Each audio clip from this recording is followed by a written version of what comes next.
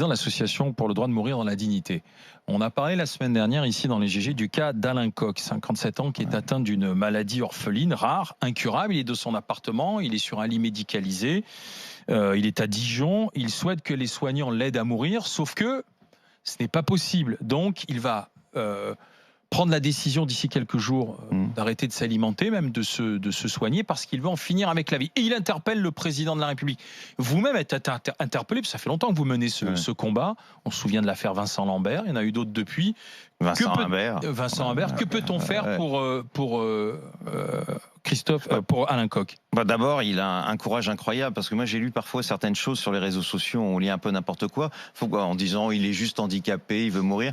Ce monsieur est handicapé depuis très longtemps, il a fait des tours de France sur son fauteuil roulant, il a fait des tours d'Europe, c'est un type qui s'est battu pour la vie, qui a aimé la vie. Aujourd'hui, il ne peut plus rien faire, il ne peut plus s'alimenter, il ne peut plus aller aux toilettes, il doit être lavé. Imaginez dans la situation dans laquelle il est, et il estime que les mois, les années qui viennent sont pour lui que de la souffrance. Alors, comme la loi Leonetti ne le permet pas, puisque la loi Leonetti, ça aide simplement ceux qui sont au bord de l'agonie, enfin dans l'agonie, et puis on arrête de vous alimenter, de vous hydrater, ce qui fait quand même que vous mourrez d'une certaine façon de faim et de soif. Eh bien, lui, il demande à ce qu'il puisse y avoir un geste compassionnel. Il s'adressait au président de la République.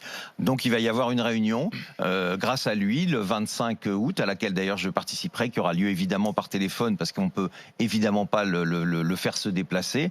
Je ne sais pas ce qui en aboutira. En tout cas, c'est quand même important que l'Élysée se saisisse enfin de ce problème, parce qu'on peut pas. Enfin, ça fait quand même quelques années qu'on se connaît et qu'on a évoqué ici nombre d'affaires qui ont eu lieu. On peut pas continuer à mal mourir dans ce pays et avoir des gens qui sont dans ces situations, qui sont à bout, parce qu'on est quand même dans une république laïque. On a quand même le droit à un moment d'éteindre la lumière, de choisir le moment et la manière, surtout quand les souffrances qu'on a devant nous sont exceptionnelles et qu'il n'y a plus aucun espoir, de construire. Ce garçon, Alain Koch, il a fait plein de choses dans sa vie pour mobiliser, pour montrer que donc il faut que la loi puisse lui accorder le droit de mourir avec après entretien, comme ça se fait dans les pays anglo-saxons, avec entretien avec des psychologues, des médecins, et si la décision est prise véritablement en toute connaissance de cause, on le laisse partir, on l'aide à partir. C'est du suicide assisté. Oui, c'est soit du suicide assisté, soit de l'euthanasie. Ça peut être l'un ou l'autre. Mais moi, je ne comprends pas en quoi ça choque les gens. Vous savez, aujourd'hui, dans la loi Leonetti, on vous endort, vous n'allez jamais vous réveiller. Et on nous dit, ah non, ça c'est possible. Et on vous dit, vous allez dormir avant de mourir. Sauf que personne nous dit si on souffre ou pas. Parce qu'il y a quand même des effets cliniques qu'on voit.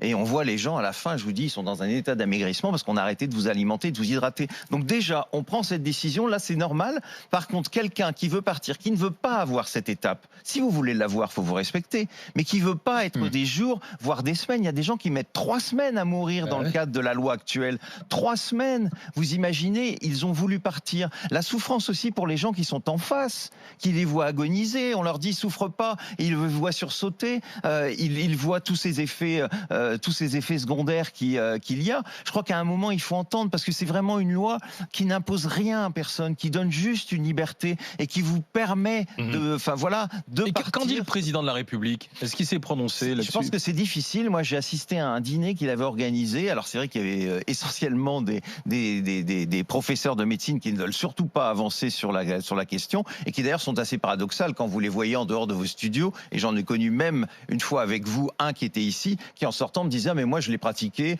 je le fais, mais c'est la transgression, c'est moi qui décide. Eh ben non, moi je ne veux pas que ce soit le médecin qui décide, parce que moi je suis dans le doute, comme tout le monde. Moi je me bats pour qu'il y ait une loi, mais je ne sais pas si je l'utiliserai. Peut-être que je voudrais mourir le plus tard possible, parce qu'à ce moment-là, j'aurai une belle histoire d'amour et que mes souffrances seront rien à côté du fait que j'ai envie d'aller jusqu'au bout avec la personne que j'aime. Mais on ne peut pas imposer à des gens qui n'en peuvent plus, qui n'ont plus de perspective, ou qui sont seuls et qui ont décidé d'en finir, qui ont pu avoir des très belles vies d'ailleurs, et qui se disent, mais pourquoi m'imposer? Comme Alain Koch, qui a fait tellement de choses extraordinaires. Eh ben, ce monsieur, il a quand même le droit à un moment, parce qu'il en peut plus, parce qu'il estime que c'est quand même pas normal de vivre de cette manière quand même artificielle, où il a besoin d'avoir plein de gens pour l'aider. Eh bien, il faudrait quand même pouvoir l'entendre. Didier Giraud. Vous avez précisé que quand même nous vivions dans une république laïque. Alors faudrait qu'on avance. Ça sous-entend un peu que finalement la religion c'est un frein à votre combat. Ah bah, vous savez, il y a deux freins. C'est à la fois les grands mandarins, pas les médecins sur le terrain. D'ailleurs, il y a encore eu un récent sondage qui montre que plus de 60% des médecins y sont favorables. Mais et oui, évidemment, les églises. Bah, d'ailleurs, regardez, si vous regardez l'agenda du président de la République, vous verrez combien de fois il reçoit des associations laïques et combien de fois il reçoit des prélats. Alors, ils peuvent être reçus, c'est pas un problème. Vous savez, la laïcité, c'est aussi reconnaître les religions, mais c'est pas elle qui s'impose. Et on voit que sur cette question-là, il y a oui une espèce de trouille, et on l'a vu chez tous les présidents de la République qui se sont succédés, de la réaction de l'Église, alors que pourtant les sondages, c'est la Croix qui nous le dit, un sondage de la Croix nous dit que 70% des catholiques pratiquants sont favorables à l'égalisation de l'euthanasie. C'est là où je comprends pas. Eh ben moi non plus. Et je me dis il faut qu'on arrête de céder à ça, parce que c'est pas, et je le dis, ceux qui peuvent être, moi je comprends qu'on puisse être contre, pas le vouloir pour soi, pour des convictions éthiques, pas vouloir le pratiquer en tant que médecin. Mais les médecins sont respectés dans les lois, il y a une clause de conscience. Mais comment on peut imposer des convictions religieuses à tout un pays? Bien, moi, ça me paraît aberrant aujourd'hui. Et cette loi, je vous dis, c'est vraiment une loi de liberté. C'est une loi qui apporte des droits en plus. Et d'ailleurs, dans une société, quand on donne des droits en plus, c'est toute la société qui s'élève. Oui. Après, chacun l'utilise ce droit ou pas.